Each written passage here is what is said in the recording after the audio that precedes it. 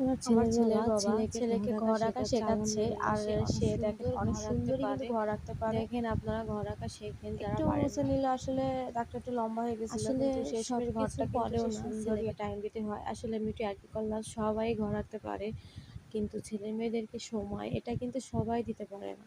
তো হাজার ব্যস্ততার মাঝেও ছেলে মেয়েদেরকে সময় দিন।